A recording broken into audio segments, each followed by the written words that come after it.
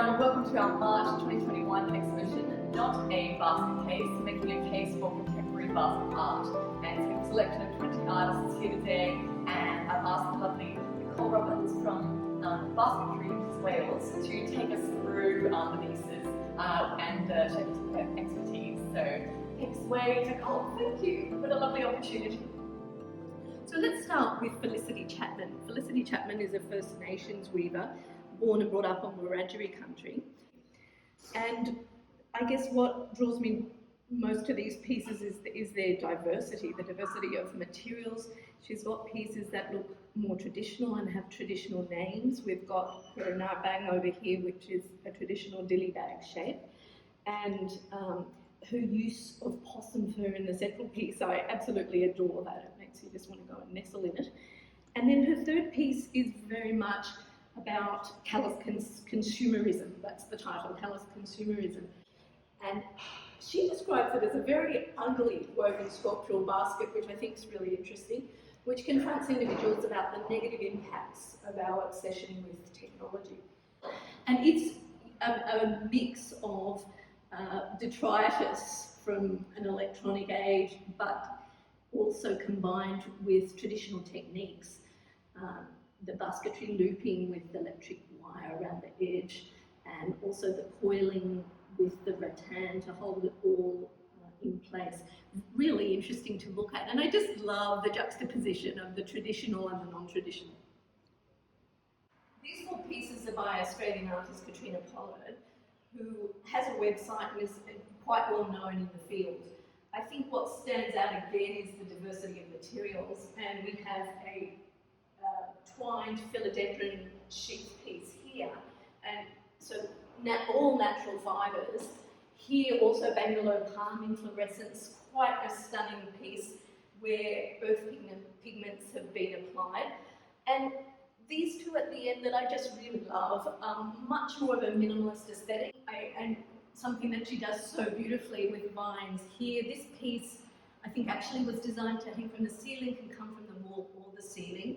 And the copper elements and the black pigment to evoke the bushfires in Australia that we suffered so much from last summer, and I think really has come out in people's work over the last 12 months. Similarly, this piece with basketry looping, but again, it's a very minimalist aesthetic and very contemporary, and I think that's what sets her apart in the basketry world.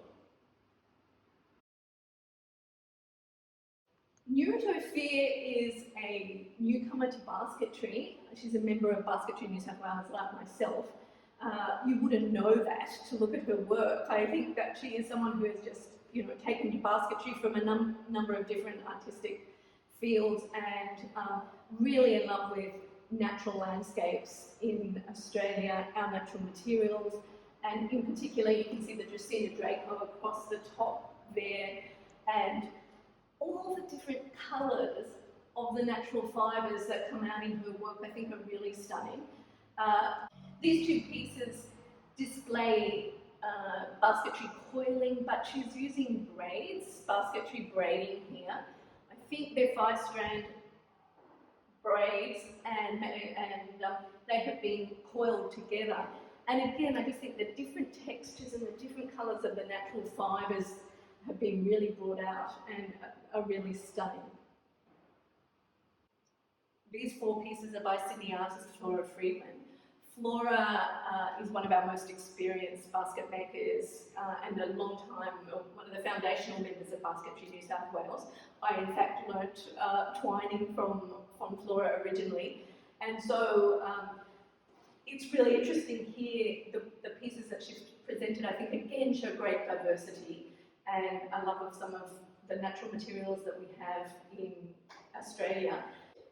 I think the texture and the use of some of the more natural fibres, the coral pea here, and if looking closely at this one, you can see that there's actually a basket within a basket, which is a fabulous, complicated technique, but also we've got some twined cane, and then this is Bangalore inflorescence that has been dyed as well, and I think that patterned texture there is really, really lovely.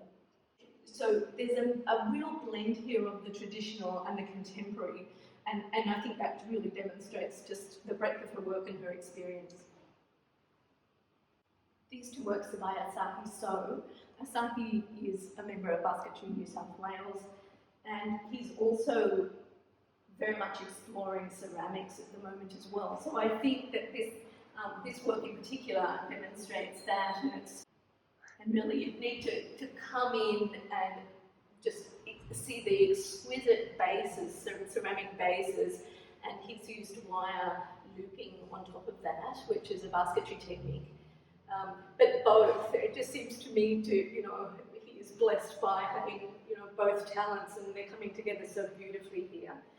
Next door, he has something that is looking a lot more earthy, and this sculptural piece is made from one single bungalow palm in fluorescence, and they hang around the trunk of the tree from here, and they hang down, and I think of these as antlers, and he's just worked with this one piece exquisitely. I think of everyone I can think of now in Australia, he's the artist that really has nailed this technique. His random weaves are just exquisite. These two pieces are by Israeli artist David Brushko, and I was intrigued to learn that David actually grew up in France and identifies with some of the aesthetics of his work with a more European tradition. And I can see that as well. I can see some of the techniques would also lend themselves to more traditional willow baskets. But there's something that's completely, different, and that's created, I think, by the material that he's used, and it's date palm. And the date palm adds a unique sculptural element to his pieces that I think makes them such a standout, but also the mastery of the techniques. The twining is just exquisite, and this piece also works really beautifully with the grapevine on the top, which makes this piece kind of referenced a traditional form, but it's a very sculptural piece that is just a work of art. This superb piece is by Anne Coddington. Anne Coddington is an art professor at Eastern Illinois University in the States. So Anne has had a practice that goes back decades, and she is somebody who's very well known to those of us in the fibre art world. And her pieces stand out because the techniques are just exquisitely performed, and I feel like you can see the hours and hours of work that go into her pieces, and they're just beautiful, mindful meditations to me. But the effect is incredibly pleasing. I love it, and I love Anne's work. These three pieces are by Australian artist Suzy Oldfield, and they all have a big, bold presence, I think, and use a lot of local materials, and again, the love of nature is what really stands through.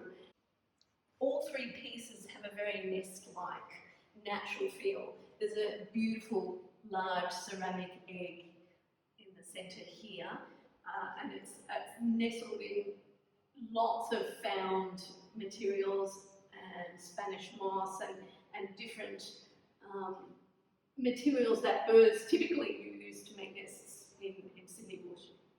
The techniques are there. Typically, I think it's a random weave style throughout, and that's the really interesting thing about random weave, I guess, that it can be employed in so many ways, and pieces can look tight and almost classical, and also they can look wild and nest-like, and I think you can do so much with that technique. So these four pieces by Lisa Stevenson, a rural artist just outside the ACT. I think what gives them a really beautiful element is the juxtaposition of found materials with the traditional polished flax. They're twined vessels, but you can see that the seed pods have been integrated here as stakes, kind of basketry stakes in a more vertical way, And also as weavers here, you know, so coming in horizontally on the basket. Over here, these are harkia seeds, and she's drilled through each one and incorporated them. So there's just so much work in that piece, which is just exquisite.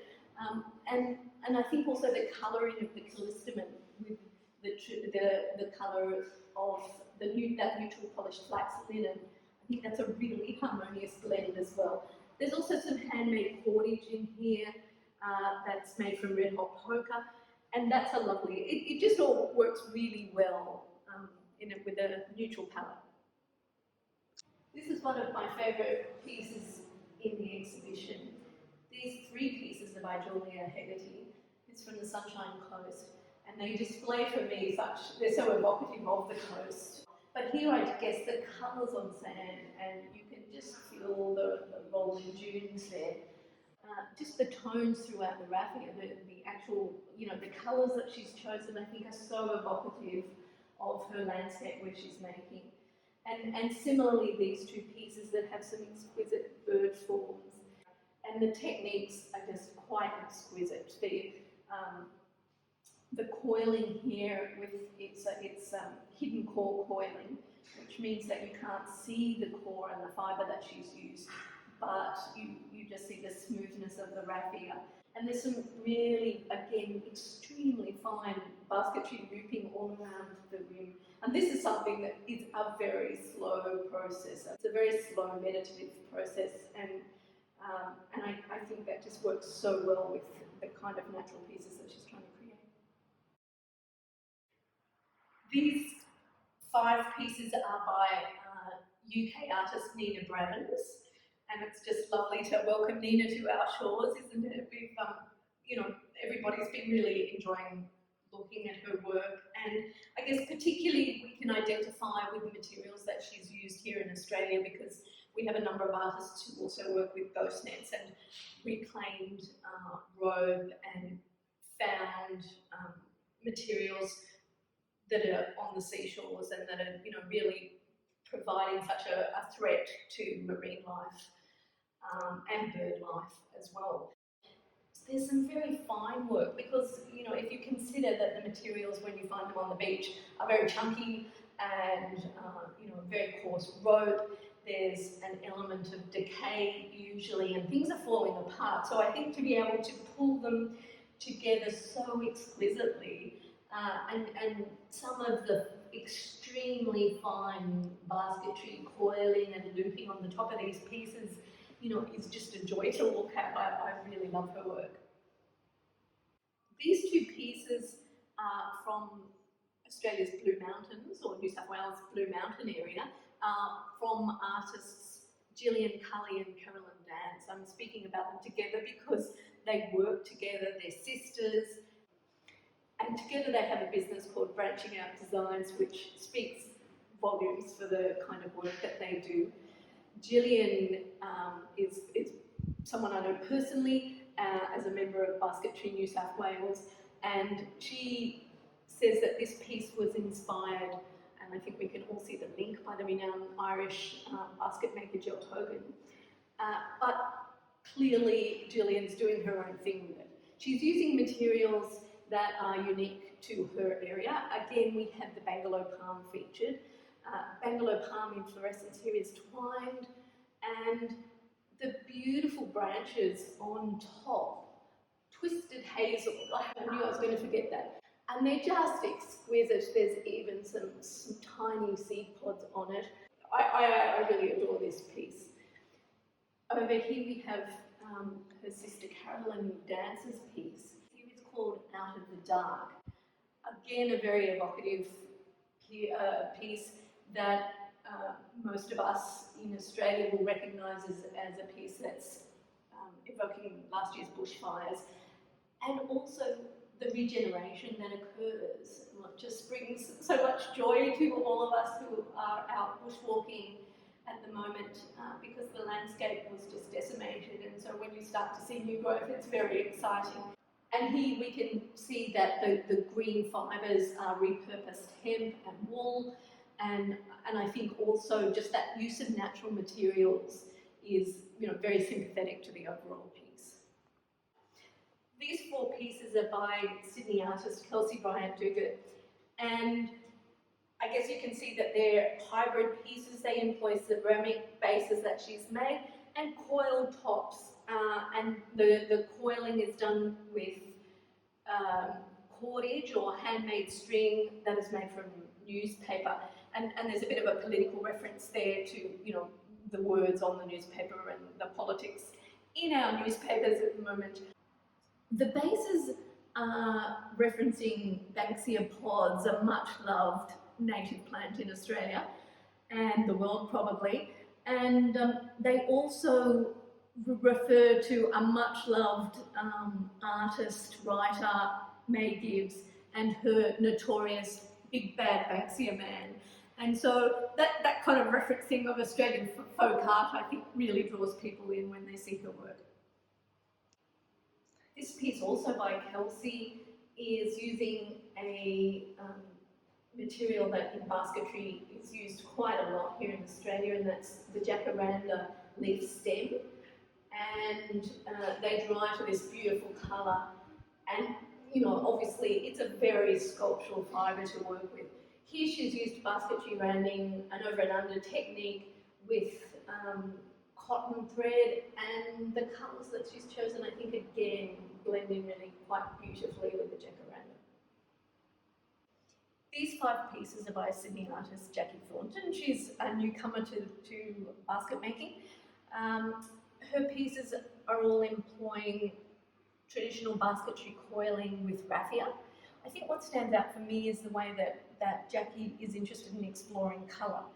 And so she was telling me that she was really interested in researching kind of Bauhaus colour wheel and colour theory, and I think some of the colour blocking that she's employed really do, for me, evoke Bauhaus, and are really interesting to look at it, apart from the fact that they're very beautiful pieces.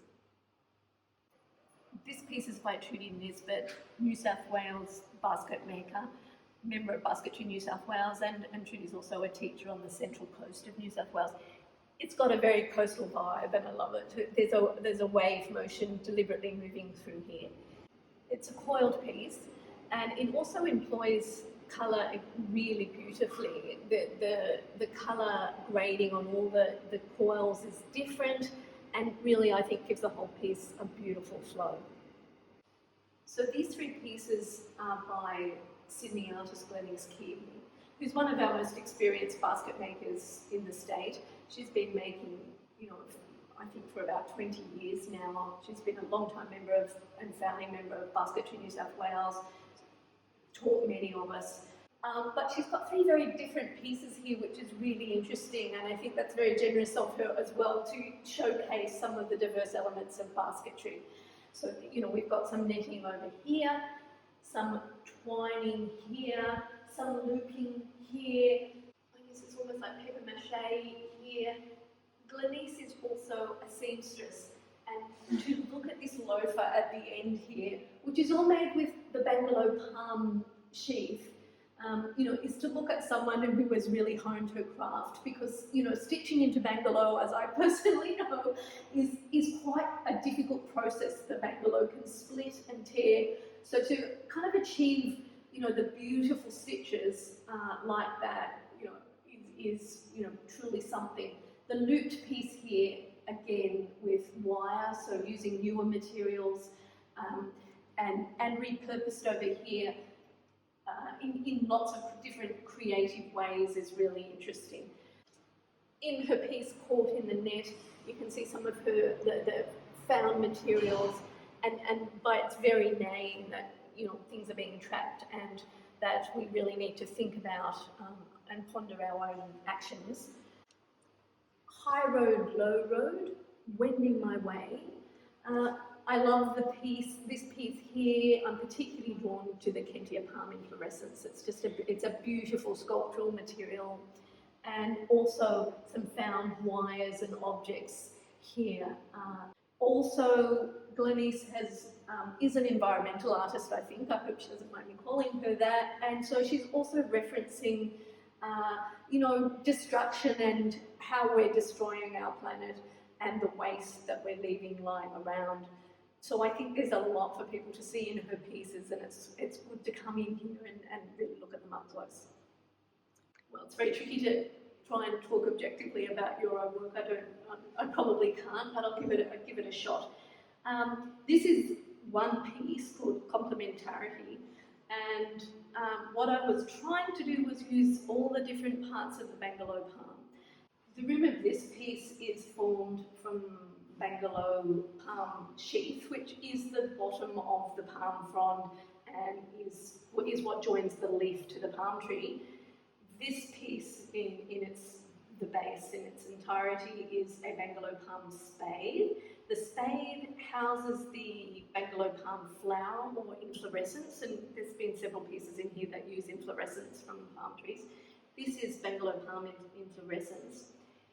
And the looping here and the stitching on the coiled part is also the spade. So the spade is quite a soft fibre, and I cut it up into ribbons, and I use it to loop, and I use it to stitch here and here. And this is inflorescence also that I've twined here.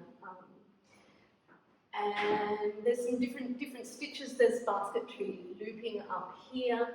There is a Kapanga weave here that I recently learnt from Maori artist Alice Spittle. It's like a lace stitch, but it's a traditional Maori weaving stitch. These pieces and major work here are by Byron Bay artist Timmy Forest. Timmy Forest is probably, again, one of the more experienced Australian makers in this exhibition, and she works a lot with bungalow palm inflorescence from her environment. She works in a number of different ways. Her flower, these are called bungalow flowers, and they're just, exquisite little vessel-like flowers that dance on the wall. This larger piece is called Eternal Sunshine, and it's very evocative of many, or I guess Zimmy's passion for circles, her passion for kind of mandala forms, and I think that's probably what she's best known for. If you were to say she was known more for anything, it's really fine work with bungalow palm inflorescence and a number of lashing and crochet and twining techniques here. The third piece by Zimmy is called Remembering Nature. It's a gorgeous pink flower-like object. It's hand-woven with fishing line, and which I can't imagine the hours that have also gone into this piece. If you imagine that it looks like it started as a flat ribbon weave, and also that the technique is using fishing line, and just how delicate is that, and how many hours of work would that have taken, and again I think just speaks to that meditative practice that basketry is. I absolutely love this piece by Suzanne Davey.